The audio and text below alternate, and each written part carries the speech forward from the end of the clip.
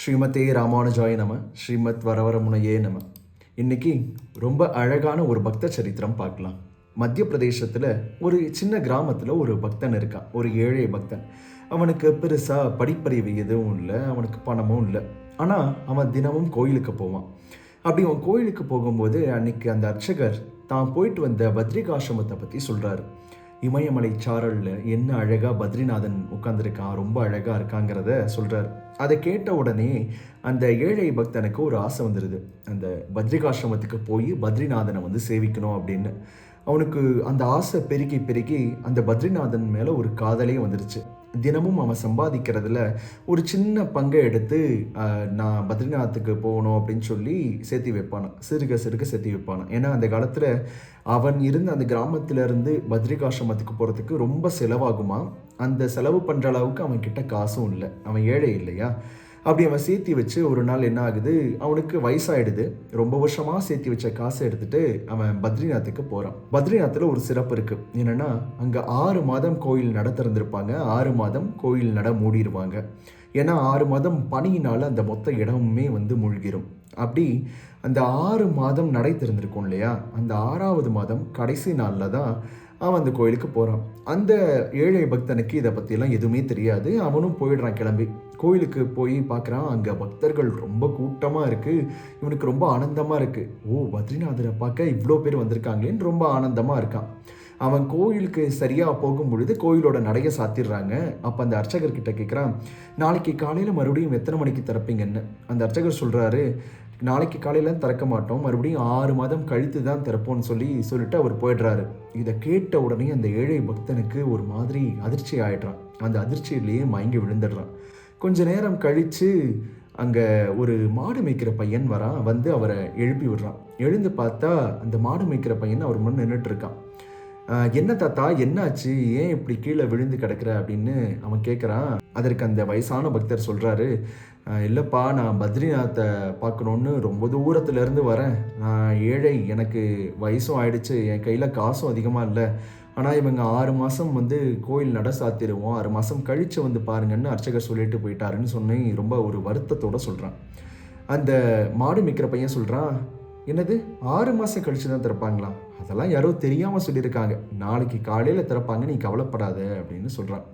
இல்லைப்பா, அந்த அர்ச்சகர் தான் சொன்னார்னோடனே, நான் இந்த ஊர்க்காரன், நான் சொல்கிறேன், நாளைக்கு காலையில் கண்டிப்பாக நட திறப்பாங்க.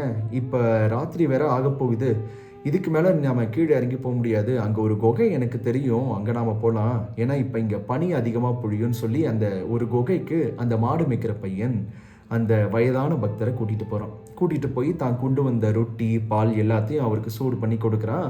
அவரும் அதை வாங்கி ஒரு வருத்தத்தோடையே சாப்பிட்றாரு. அந்த மாடு மேய்க்கிற பையன் சொல்கிறான், எப்படியும் ஒரு ராத்திரி நான் உன்னோட தான் இருக்க போகிறதுன்னு ஆயிடுச்சு, எனக்கு பொழுது போனோம் இல்லையா, நாம் ஏதாவது விளையாடலான்னு சொல்கிறான்.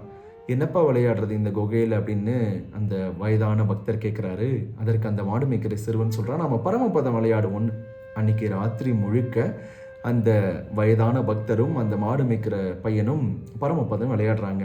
காலையில் விடிஞ்சிருச்சு. சூரியன் வந்த உடனே அந்த மாடு மேய்க்கிற பையன் அந்த பெரியவரை எழுப்பி, சூரியன் வந்துருச்சு, நான் மாடு மேய்க்க போகணும், இன்னும் கொஞ்ச நேரத்தில் கோயில் நட திறந்துருவாங்க, நீ கோயில்கிட்ட போ அப்படின்னு சொல்லிட்டு அந்த மாடு மேய்க்கிற பையன் ஓடி போய்ட்றான்.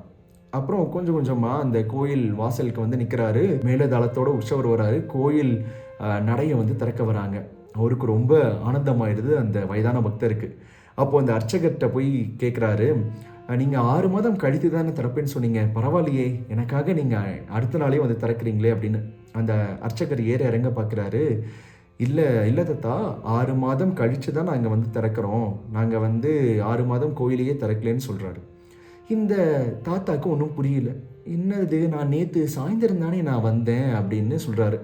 நேற்று சாயந்தரம் வந்தீங்களா? 6 மாதம் இந்த கோயிலுக்கு யாருமே வந்திருக்க முடியாது, நீங்கள் எப்படி நேற்று சாயந்தரம் வந்தீங்கன்னு கேட்குறாரு. உடனே அந்த தாத்தா நடந்த எல்லாத்தையும் சொல்லி தானும் அந்த மாடு மேய்க்கிற சிறுவனும் தங்கியிருந்த அந்த குகையை வந்து காமிக்கிறாரு. அந்த அர்ச்சகர்லேருந்து எல்லாரும் அவருடைய காலில் விழுறாங்க. அவங்க கண்களில் எல்லாம் கண்ணீர். ஏன்னா அங்கே வந்தது சாக்ஷாத் அந்த பத்ரிநாதனே. அந்த பெரியவர் கூட 6 மாதமும் கூடவே இருந்தது அந்த பத்ரிநாதனே. இதை சொன்ன உடனே அந்த பெரியவருக்கு கண்கள்ல இருந்து அப்படியே கண்ணீர் வருது. கோவில் நட திறந்த உடனே அவருக்கு முதல் தரிசனம். எப்படி அந்த மாட்டுக்கார ஒரு பையனாக இருந்தானோ அதே மாதிரி அந்த பத்ரிநாதன் அவருக்கு காட்சி தரான். அவர் கண்கள்ல இருந்து கண்ணீர் வருது. கண்ணன் எப்பயுமே நமக்காக ஏங்குறான். நம்ம கூட இருக்கணும்னு ஆசைப்படுறான். நம்ம கூட தான் இருக்கணும்னு அவன் ரொம்ப ஏங்கிட்டு இருக்கான். நாம கண்ணனுக்காக ஏங்குறதை விட கண்ணன் நமக்காக ஏங்குறான். நாம கண்ணனை நோக்கி ஒரு அடி எடுத்து வச்சா கண்ணன் நம்மை நோக்கி 100 அடி ஓடி வரான்.